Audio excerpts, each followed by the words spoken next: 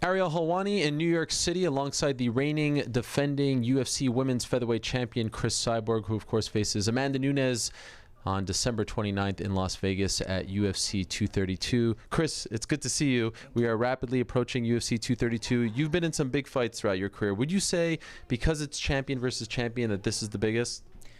You know, I think it's going to be big because it's two girls and no champion, world champion, and they're going to be an amazing fight. Amanda, she's have good style. I think it's going to be a good fight December 29.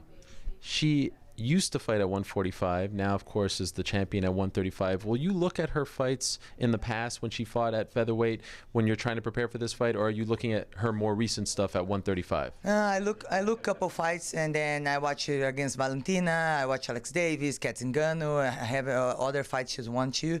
One thing I see, like when she see the girl's opponent don't afraid her, she's changed her performance, like and then when start to push her, like getting hard, she's changed. She changed in the fight. She just like to put the pressure. You know, when she getting pressure, she's getting different. Okay, so you think that when someone comes at her and puts pressure on her, she buckles under that pressure? She look different. And I watch a couple fights, and I see that, and I watch Valentina too. You know, she then did the 8 together.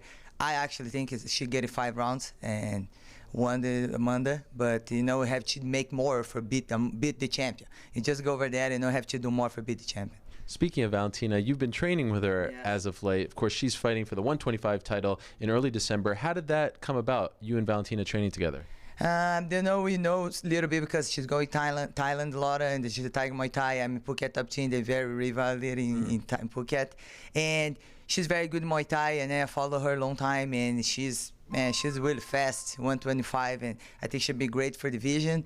And very humble girl. You train together. She tell me a lot of things because she stay the most long time with Amanda in the cage, you know, and we talk a lot of things. So you feel like it's been valuable training with her. Will you be training with her leading up to the fight, or is that over now? Yeah, we back and forth, you know, because she's in camp too, and she's in back and forth. Me too. I'm going doubling in training CSA too, and we back and forth in training. And you know, I think she have a good Muay Thai. We can change a lot of experience. Of course, one of the other stories surrounding you is the potential end of your contract coming up next year. Has there been any talks of renewing that, of clearing this up before the fight on December 29th? I don't think before, you know. I think my manager talked to UFC, but probably it's not before, you know. I want to see the option, you know. I want to see what's gone better for me and for my career. So you're going to fight it out? Yes. Okay. And are you still thinking about boxing? You know, it's one dream I had, you know, but I have to see if it's going to be good for me. And, you know, for sure, I'd like to do one boxing fight. It's my dream before I retire. But, you know, I'm getting close to retire. I have a long time still. But I think this box would be amazing. If I have a great opponent who can reward for me, I would like to do. You've been asking for the UFC to put a backup fight on this card. They did. Megan Anderson versus Cris Cyborg. Are you happy with their choice? You know, I'm happy because, you know, Amanda, she's pulled 2 times, you know, in the fight. And one day before the fight, she pulled out the fight. And I'm waiting 9 months for fight. You know, if something happens, she don't show up. And I want to fight. You know, and the champion have to be ready for fight anybody. And I'm going to prove that if it does happen. And I already proved in last March, when I fight Diana Konoskaya. And I've accepted in 3 weeks. And, you know, I just have the option that if it's something happen, I'm going to be ready. And for her too, you know, if something happen, we don't know. You were very vocal about this. Is there a part of you that feels like she won't show up on December 29th?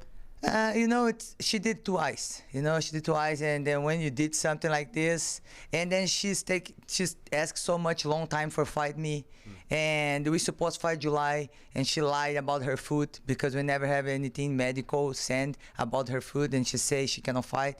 In July we cannot fight, and then I accept to fight her after as soon I fought Holly Holm, and then she takes so long. So I think better if the experience, if something happen, you know, have somebody back up for me. You've also said in the past you don't like fighting Brazilians. Are you warming up to this idea now, or is it still a little weird for you to fight a fellow Brazilian? Nah, you know, before, I know I said I don't like to fight Brazilians because I would like to see all the girls Brazilian champions, you know, and this is a very good opportunity because, you know, after I fought Amanda, I beat Amanda, people are going to look at her like a champion.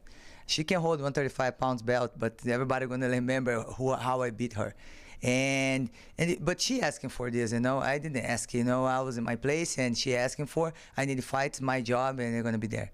You recently signed with Paradigm. You're now managed by Audi and the team over there. Why'd you choose them? Of course, they represent the likes of Conor McGregor and many other fighters, Michael Bisping in the past. Why'd you choose them as your new management? You know, I did a lot of searches and a lot of meetings, and I talked to Audi. I think you'll have the same goal, and I'm really happy working for him. And he worked a lot of partner people work with me, Bisping, you know, Jason, the people know that him, and this has helped me too a lot. Okay, last question. How do you win on December 29th? You know, I have a lot of options. I have 5 rounds, and you know, I can do grapple, I can do stand up. You know, I'm gonna see how I feel that day. But everybody knows I try KO all the time when I fight. But if you know, I have this option, submit. But I want to finish the fight. It's arguably the biggest fight in women's MMA history. It goes down December 29th in Las Vegas, UFC 232, Cris Cyborg versus Amanda Nunes.